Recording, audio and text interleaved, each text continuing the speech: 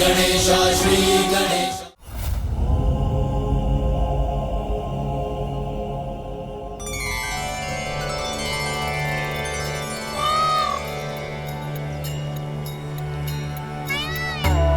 भ्राता गजानन, ये मयूर मेरा दिव्य वाहन है। मुझे इन पर अटल विश्वास है, इसीलिए ये मेरे प्रिय मित्र भी हैं। अच्छा, तो इन पर आरूढ़ होने में भी बहुत आनंद आता होगा ना? फिर तो इनमें आरूढ़ होकर देखता हूँ।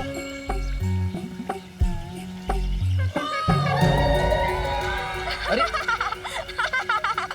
अरे गजानन, ये क्या कर रहे हो? नीचे उतरो इसी क्षण। नहीं उतरूंगा। अरे संकट में पड़ जाओगे गजानन, मेरा वाहन तुमसे परिचित नहीं है। नीचे उतर जाओ, आ जाओ, आओ। मैं नहीं उतरूंगा भैया। मुझे तो बहुत आनंद आ रहा है। मयूर जी, उड़ान भरिए ना।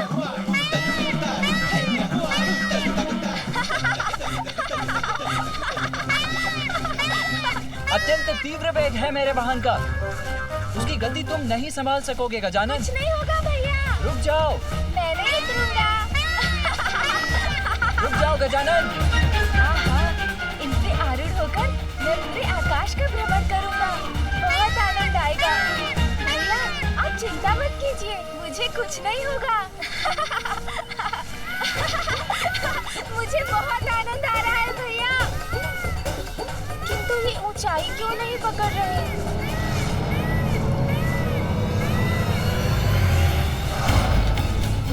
अरे, ये तो अपना संतुलन खो रही है। भैया उचित कह रही थी, मुझे इनको रोकने का प्रयत्न करना चाहिए। अरे, तो ये और ऊपर क्यों उड़े जा रहे हैं? रुको गजानन। इनका वेग अत्यंत तीव्र है, उसे कैसे नियंत्रित करूं? धीर दो गजानन, धीर दो।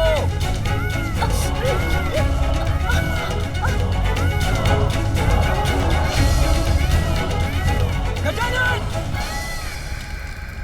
वो राक्षसी है जृंभा। जृंभा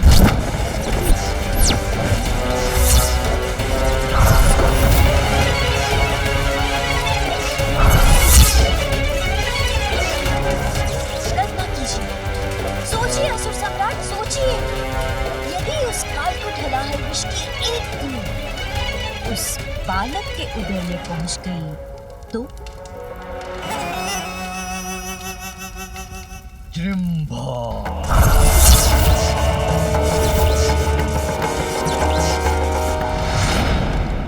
कुछ समझ में नहीं आ रहा, क्या करूं? कैसे संभालूं इन्हें और कैसे नीचे उतारूं? भैया जो कह रहे हैं वो भी मैं उचित प्रकार से सुन नहीं पा रहा। गजानन रुको गजानन, मैं जो कह रहा हूँ उसके विपरीत कर रहे हो तुम। डोर को खींचो मत, ढील दो। प्रतीत होता है गजानन मुझे सुन नहीं पा रहा है, किंतु कहीं उसके प्राण संकट में न पड़ जाए।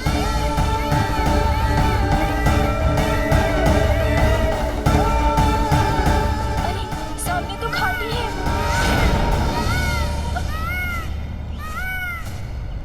अरे, मेरा वाहन तो गजानन के साथ उस घाटी की ओर बढ़ रहा है, कैसे रोकूं उसे? पाताल का अधिपति असुर सम्राट सिंदूरा आदेश देता है, जहाँ भी है जृंभा इसी क्षण मेरे समक्ष प्रस्तुत हो। जहाँ भी है जृंभा इसी क्षण मेरे समक्ष प्रस्तुत हो। इसी क्षण में ये कैसी हलचल है? कौन है जो मेरी शांति भंग करने का दुस्साहस कर अपनी ही मृत्यु को ललकार रहा है? जहाँ भी है जृंभा इसी क्षण मेरे समक्ष प्रस्तुत हो।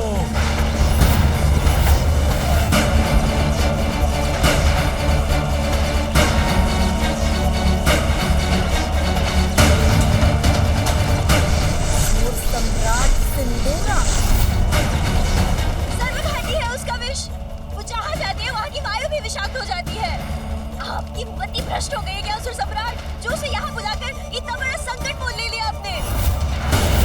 शांत जाओ बुढ़िया, मेरा अंत नहीं कर सकता उसका विष। मेरे आदेश का पालन करने के लिए उसे यहाँ आना ही होगा।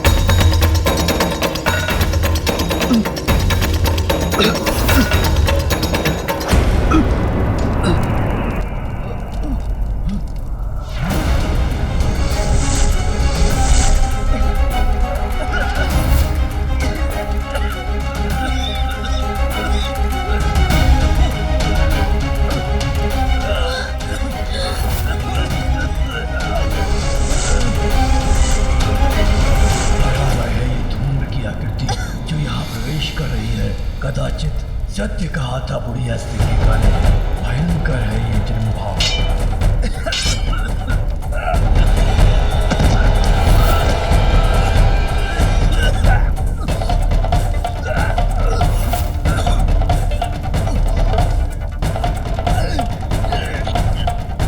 ऐसा मारक प्रभाव होगा जन्मभा के विष का, इसकी कल्पना नहीं की थी मैंने आपको चेतावनी दी थी किंतु आपने नहीं सुनी। अब आप देख रहे हैं ना विष का प्रभाव।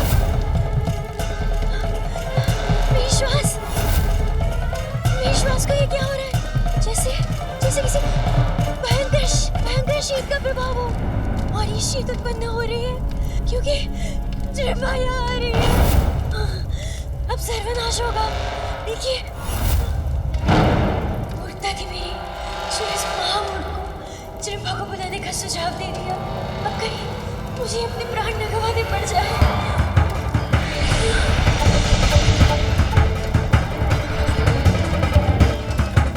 ये विषाक्त घूम रही उंगलियां तो मेरी ओर ही बढ़ रही है।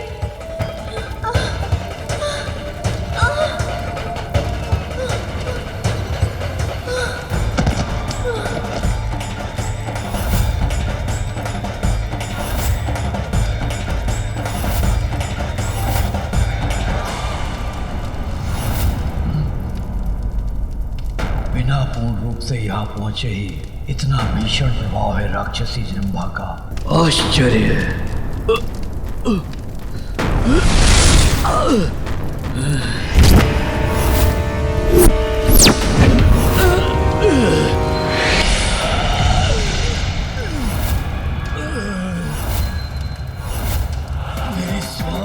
मेरी सांस क्यों बाधित हो रही है? जन्मभा करे प्रहार तो होता है संहार। मेरी शांति भंग करके मुझे यहाँ बुलाने का दुस्साहस क्यों किया तुमने? इसका तो संपूर्ण शरीर ही विषाक्त धूम्र के समान है।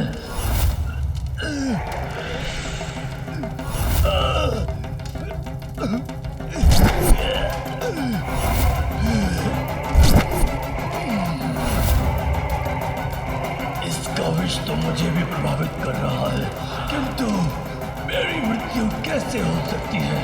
उस बालक के सिवाय कोई मेरा अंत नहीं कर सकता। इस बुलावे में मत रहना कि तुम्हारे बुलावे पे मैं यहाँ आई हूँ। मैं तुम्हारा वध करने आई हूँ। जन्मभा करे प्रहार तो होता है संहार।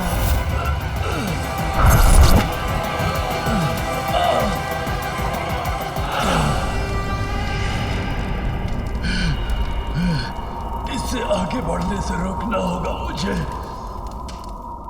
आगे बढ़ने से रोकना होगा इन्हें, अन्यथा ये घाटी के ऊपर पहुंच रहे हैं। इन मयूर जी पर तो मेरा कोई नियंत्रण ही नहीं बन रहा है, क्योंकि मैं बहुत ऊंचाई पर नहीं हूँ। अभी कूद जाऊं तो संभव है सुरक्षित रहूंगा।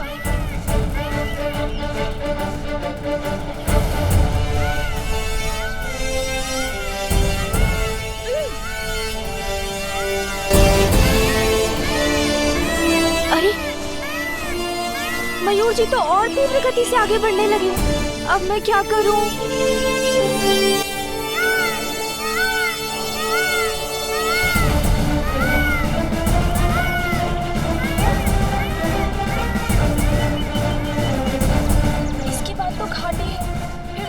असंभव हो जाएगा। गजानन रुको, गजानन! मयूर धीमे हो जाओ, नीचे उतरो। मैं जो कह रहा हूँ उसके विपरीत कर रहे हो तुम। डोर को खींचो मत। गजानन! भैया!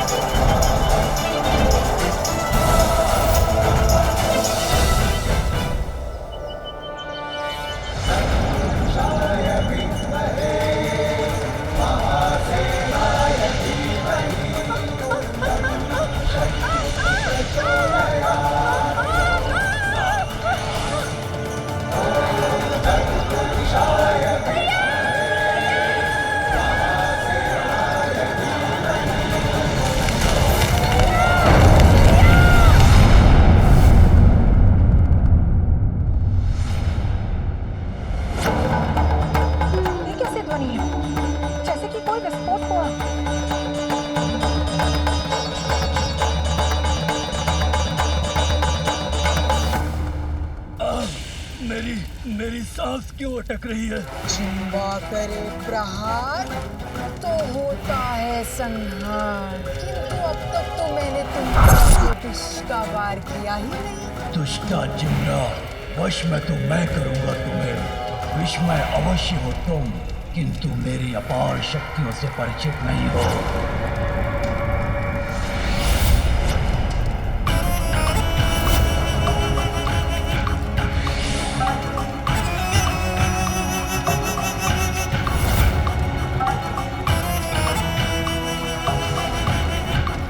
क्या इसने तो स्वयं को सुरक्षित कर लिया।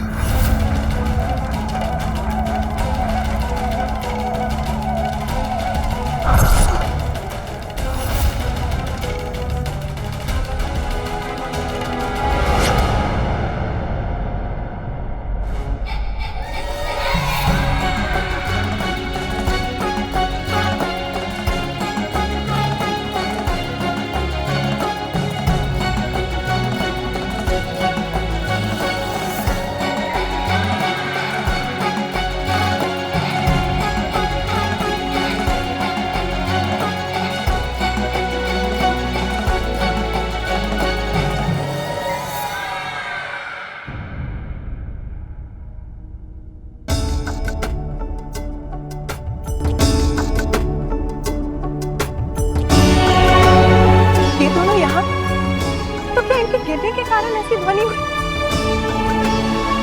किंतु ये हुआ कैसे?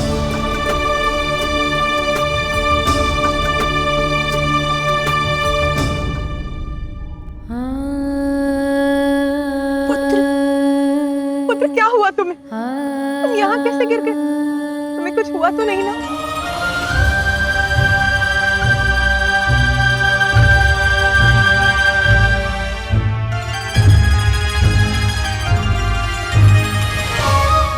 गिरा तो मैं भी हूँ, मैंने ही गजानन की रक्षा भी की है, किंतु माँ मुझसे नहीं उसी से पूछ रही हैं कि वो कुशल है कि नहीं। माँ, इसमें तो मेरा कोई दोष नहीं, भैया के कारण ही हुआ जो हुआ। मैं तो उनके वाहन मयूर जी से भेंट कर उन पर आरूढ़ होकर थोड़ा सा भ्रमण करना चाहता था, किंतु भैया ना चाहते ही नहीं थे कि मैं उनके मयूर जी पर चढ़ूं, तो बस उनके वाहन ने गिरा दिया मुझे।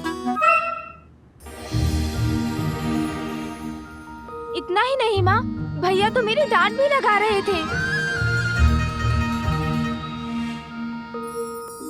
भैया सदा मेरी डांट लगाते रहते हैं। इतनी सहजता से मिथ्या वचन बोल रहा है, मैं माँ को अभी सब बताता हूँ। नहीं माँ, दोष मेरा नहीं गजानन का था। वो आया था मेरे वाहन से भेंट करने, तो उस पर आरूढ़ क्यों हुआ? वो मेरा वाहन है, मेरे भार और मेरे संकेतों से परिचित है। मैंने तो गजानन को सावधान भी किया था, किंतु उसने मेरा कहा अनसुना कर दिया। फिर वो गिरा तो मैंने उसे अपने ऊपर गिरने दिया जिससे उसे कुछ ना हो। पुत्र कार्तिकेय, गजानन तो अभी बालक है और अनुभव तो नाव के समान, इसीलिए उसको समझाने का, उसका ध्यान रखने का दायित्व भी तुम्हारा ही है।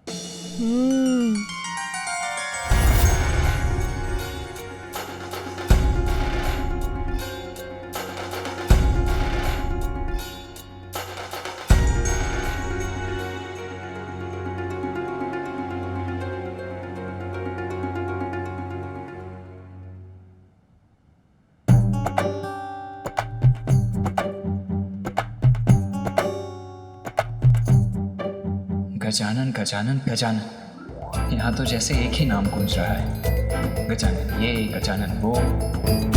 मैं समझ गया माता, आप सभी को मात्र उसी की चिंता है।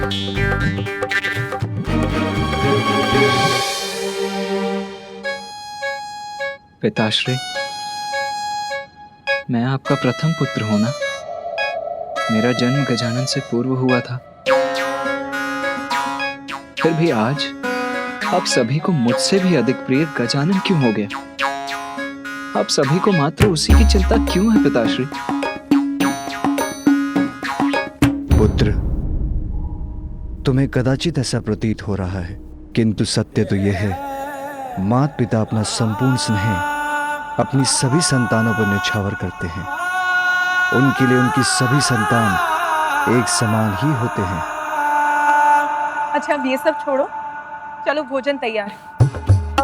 हाँ हाँ, जाओ गजानन, माता के हाथों से भोजन प्राप्त करो।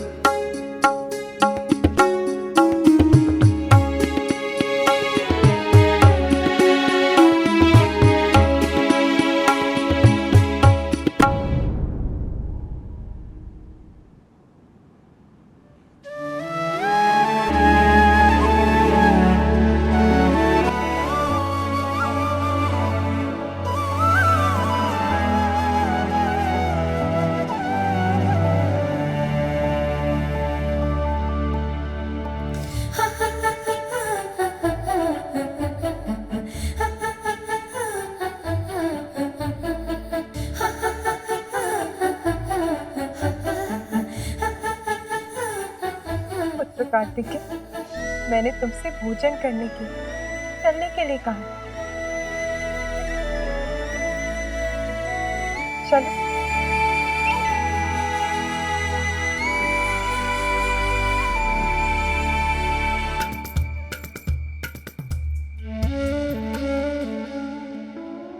अरे माँ मुझे नहीं खिलाएंगी, भैया को खिलाएंगी भोजन। भूख तो मुझे लगी है।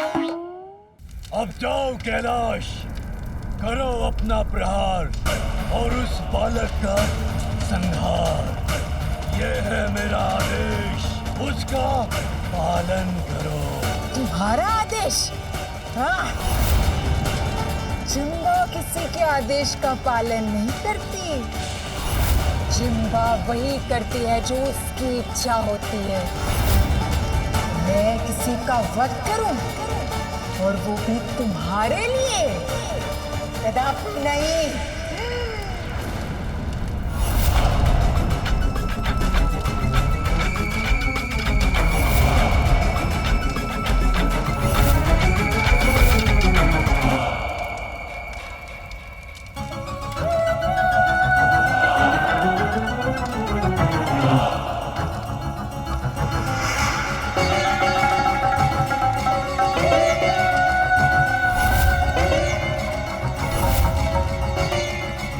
असुर सम्राट हूँ मैं, पाताल का अधिपति हूँ। सभी असुरों द्वारा मेरे आदेश का पालन करना अनिवार्य है। मैं जो कहूँगा तुम्हें करना होगा। तुम्हारा स्वामी हूँ मैं। आप मेरे स्वामी हैं असुर सम्राट। जिम्बा करेगी प्रहार और आपके आदेश पर किसी का भी करेगी संहार। तो फिर मेरे आदेश का अविलंब पालन करो। जाओ कैलाश, वध करो उस गजमुख बालक गजानन का।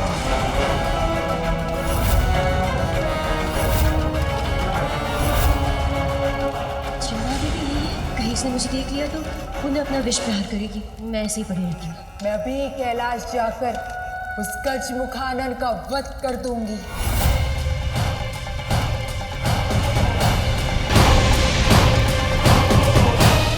दुष्ट बालक, अब जृंभा करेगी तुम्हारा भक्षण और कोई रक्षा नहीं कर सकेगा तुम्हारी।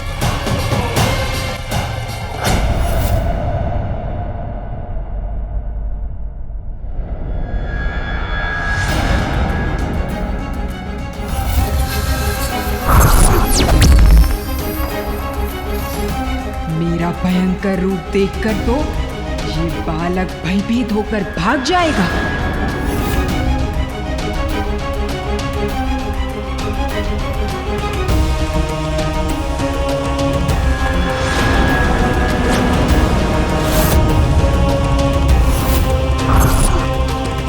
गजमुख बालक, तुम्हारे अपने ही तुम्हारी मृत्यु का कारण बनेंगे।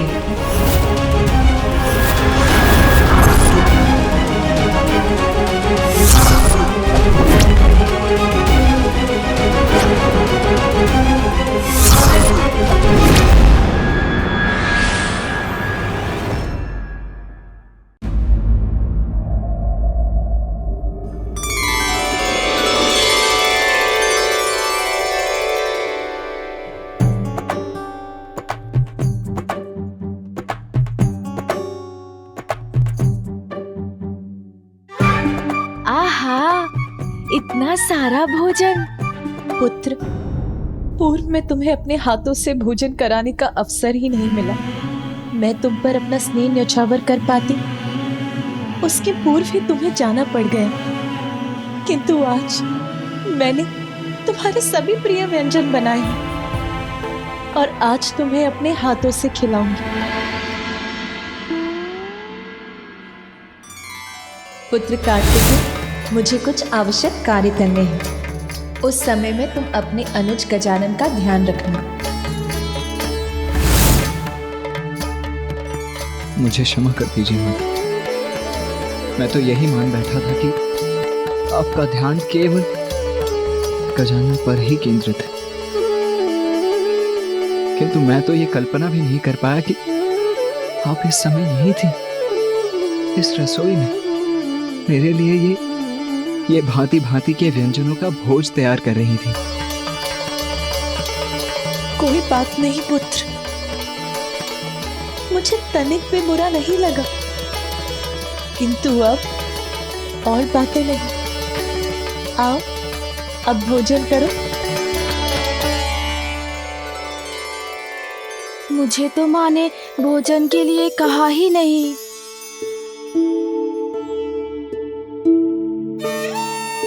अब माँ मुझे भी बैठाएंगी, मैं भी खाऊंगा।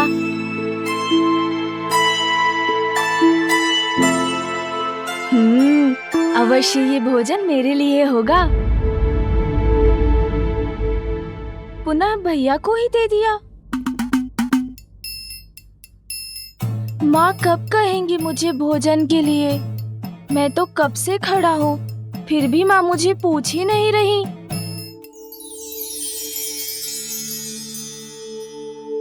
प्रतीत होता है कि माँ ये सारा भोजन भैया को खिलाने जा रही हैं। फिर मेरा क्या होगा? ओहो, ठहरो पुत्र, मैं खीर लाना तो भूल ही गई, अभी लाती हूँ। खीर ही नहीं, माँ तो मुझे भी भूल गई हैं। किंतु कोई बात नहीं, मैं अपनी व्यवस्था स्वयं कर लेता हूँ। भोजन से वंचित कदापि नहीं रहूंगा मैं।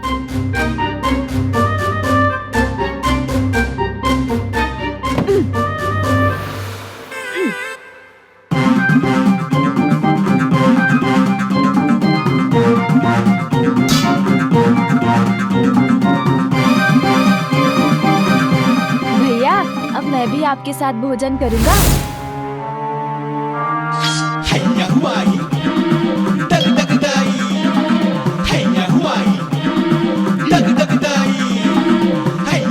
हाँ, अब उचित है। अब तो माँ को मुझे भी भोजन देना ही होगा। ये क्या कर रहा है गजानन? मुझे शांति से भोजन भी नहीं करने देगा क्या? भोजन तो आपके साथ मैं भी करूँगा भैया।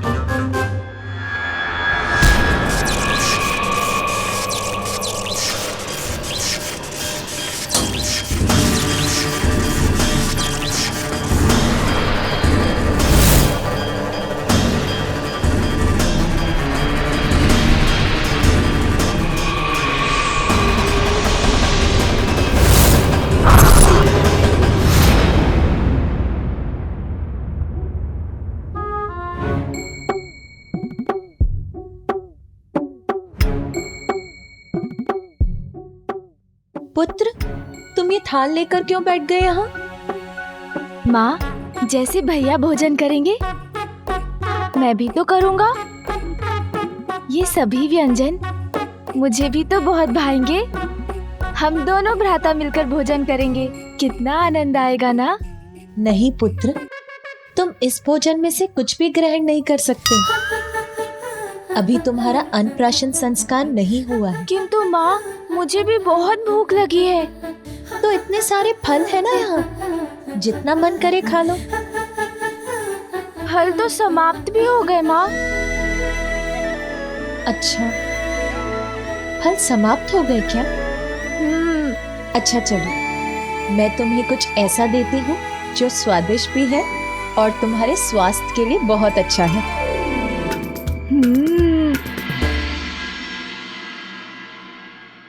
देखा भैया, माँ ने मात्र आपके लिए विशेष भोजन तैयार नहीं किया है, उन्होंने तो मेरे लिए भी कुछ बनाया है, स्वादिष्ट, जिसे केवल मैं ही खाऊंगा।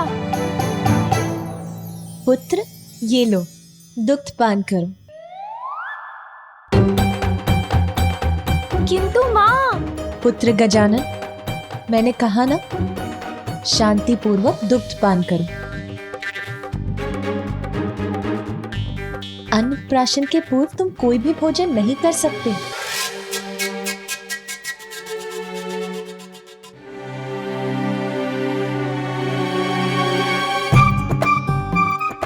कोई मुझसे स्नेह नहीं करता, सभी मात्र बड़े भैया से स्नेह करते हैं। मैं कौन हूँ? विशेष तो वो है ना, प्रथम पुत्र जो है माँ और पिताश्री के।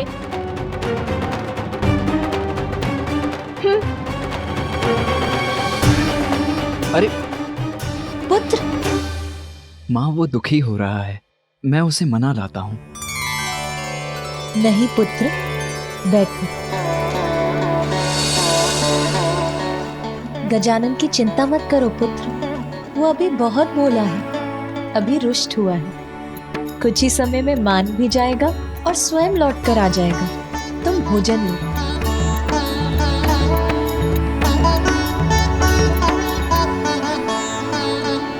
भैया को मिलेगा इतना स्वादिष्ट भोजन और मुझे बस इस स्वादीन दुग्ध से संतुष्ट रहना होगा। भैया खाए पकवान और मैं करूं दुग्धपान।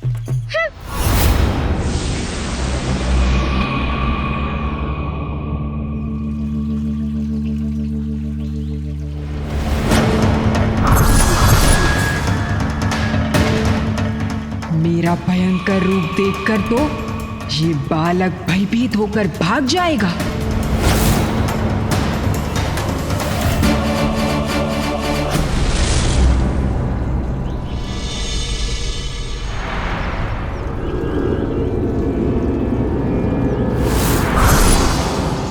गजमुख बालक, तुम्हारे अपने ही तुम्हारी मृत्यु का कारण बनेंगे।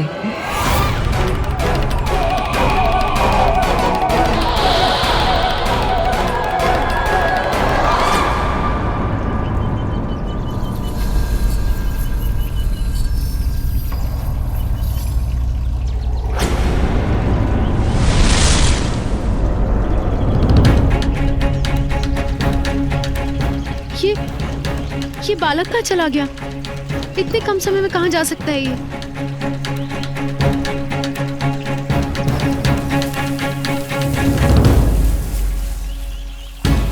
अच्छा, अच्छा, स्वयं को बहुत चतुर समझता है। इस शिला के पीछे ही होगा, वहीं से आई थी ये ध्वनि।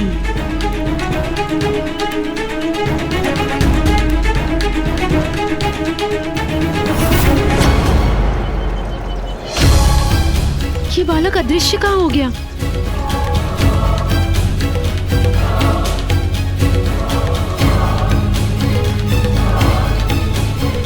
कहाँ चला गया ये बालक?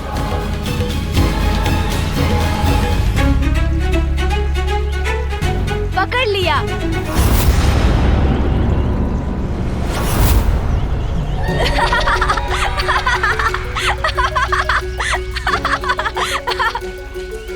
पकड़ लिया अर्थात मुझे ज्ञात है।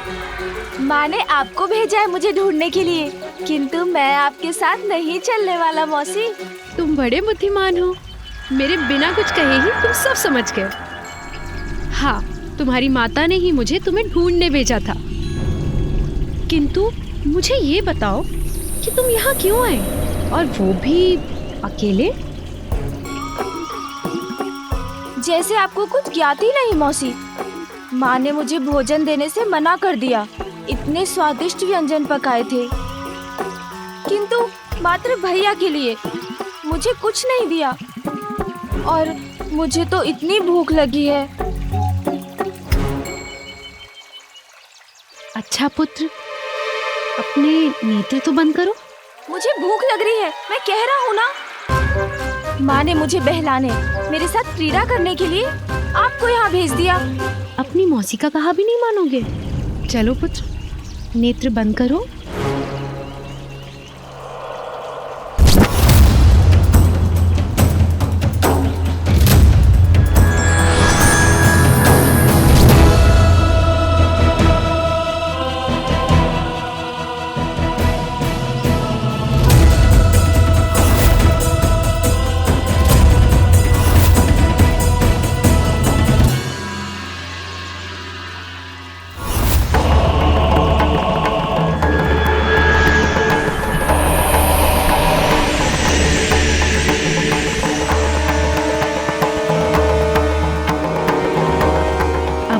नेत्र खोलो पुत्र। भोजन।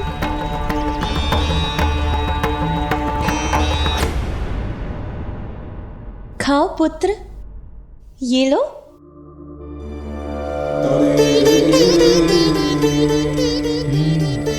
अत्यंत स्वादिष्ट भोजन है माँ।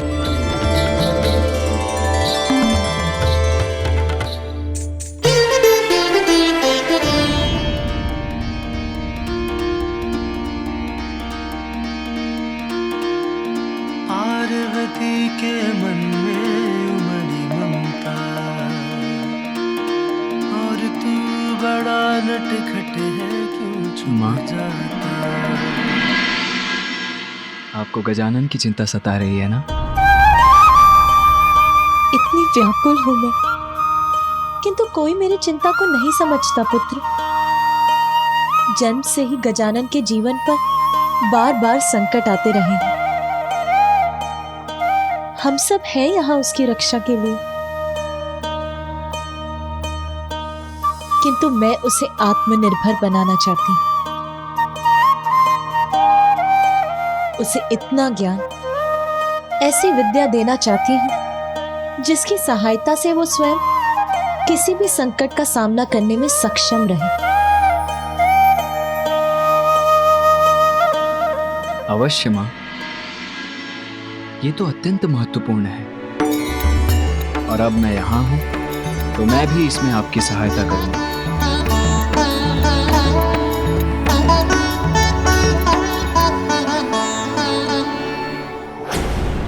ये लो, ये खा लो।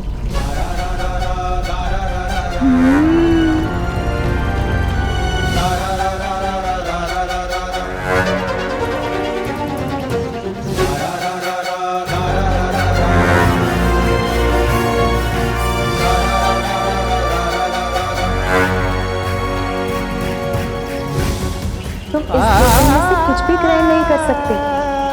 अभी तुम्हारा अन्नप्राशन संस्कार नहीं हुआ है। माँ ने मना किया है, फिर ये कैसे खा सकता हूँ मैं? अनुचित है ये क्या कर रही हैं आप? क्या इसे ज्ञात हो गया है कि मैंने इसके भोजन में विष घोल दिया है? आपका दिया हुआ ये भोजन कदापि नहीं खा सकता मैं, और कारण तो आपको भी ज्ञात है। मेरा अन्नप्राशन संस्कार अभी नहीं हुआ है। मैं तो मात्र अभी इस दुग्ध का पान कर सकता हूँ जो मुझे मेरी माँ ने दिया है। तो मुझे तो दुग्ध तनिक भी नहीं भाता। बस इतनी सी बात। पुत्र, वैसे दुग्ध पीना तुम्हारी जया मौसी को भी पसंद नहीं है, परंतु मेरे पास कुछ ऐसा है जिसे दुग्ध में मिला दो तो दुग्ध बड़ा ही मीठा और स्वादिष्ट हो जाता है। फिर इसे पीने में बड़ा ही आनंद आता है। मीठा और स्वादिष्ट? तो तुम ऐसे मीठे और स्वादिष्ट दुग्ध का पान करना चाहोगे पुत्र? हाँ।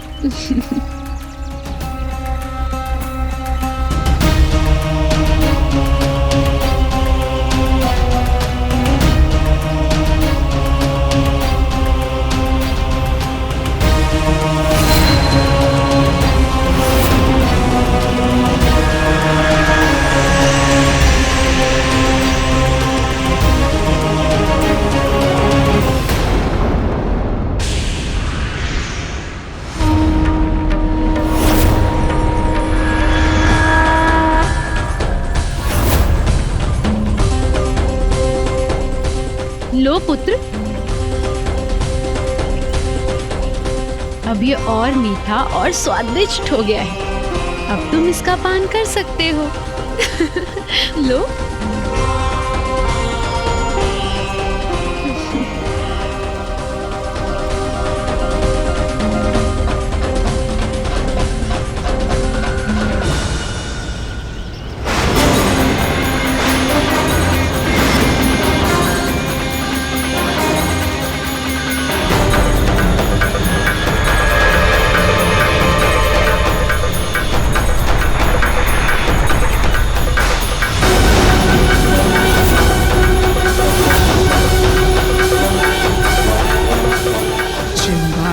प्रहार तो अवश्य होगा संहार।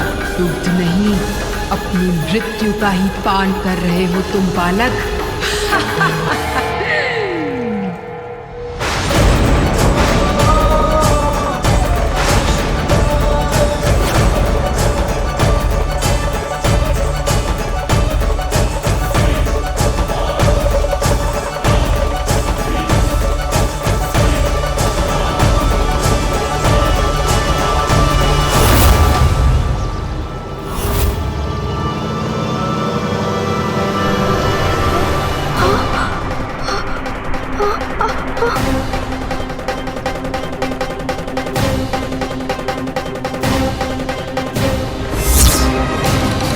ये क्या? मेरा शरीर नीला क्यों पड़ रहा है जया मौसी? क्योंकि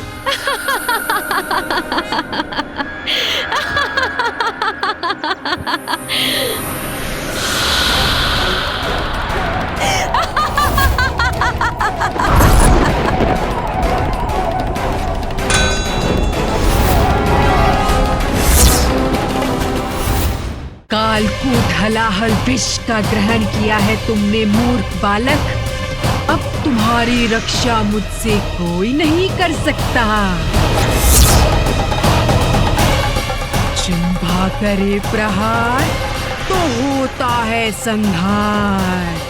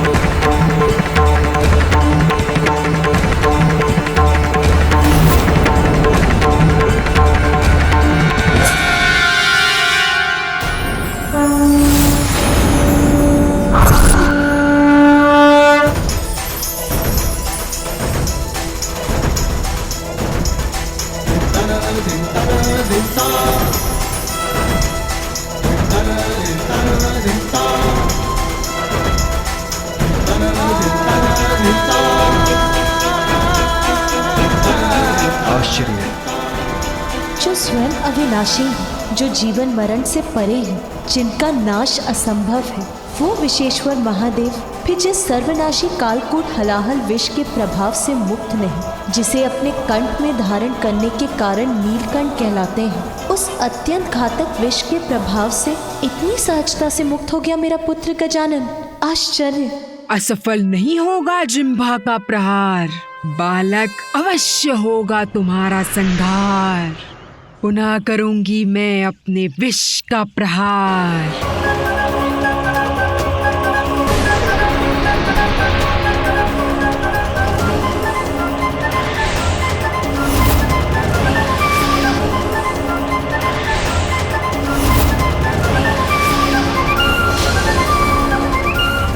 मुक्ति नहीं पाओगे तुम मेरी प्रचंड शक्ति से। दोनों हाथों से दबाऊंगी तुम्हारा कंठ और करूंगी तुम्हारा अंत। इस राक्षसी रूपी संकट से अभी मुक्त नहीं हुआ है गजानन। तुम्हारा काल विकराल रूप धर के तुम्हारे समक्ष खड़ा है मूर्ख बालक।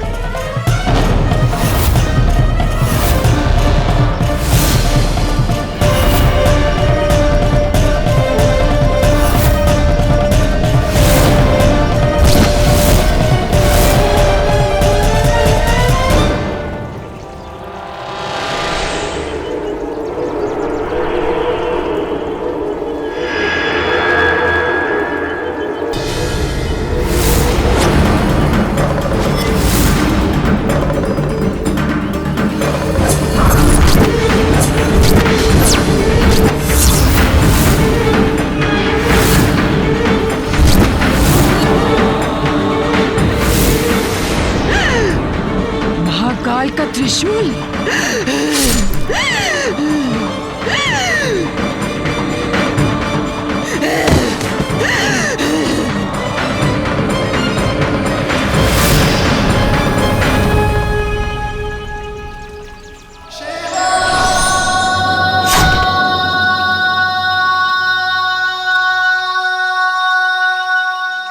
अंत हो गया इस दुष्ट का, किंतु इस घटना से एक प्रश्न उत्पन्न हुआ है मेरे मन में। किस दिव्य शक्ति का रूप है मेरे पुत्र गजानन का जीवन, और क्या है उसके जन्म का प्रयोजन? विघ्नहर्ता श्री गणेश के अद्भुत शक्तियों से भरे वीडियोस देखने के लिए चैनल को सब्सक्राइब करना न भूलें और साथ ही बेल आइकॉन भी दबाएं।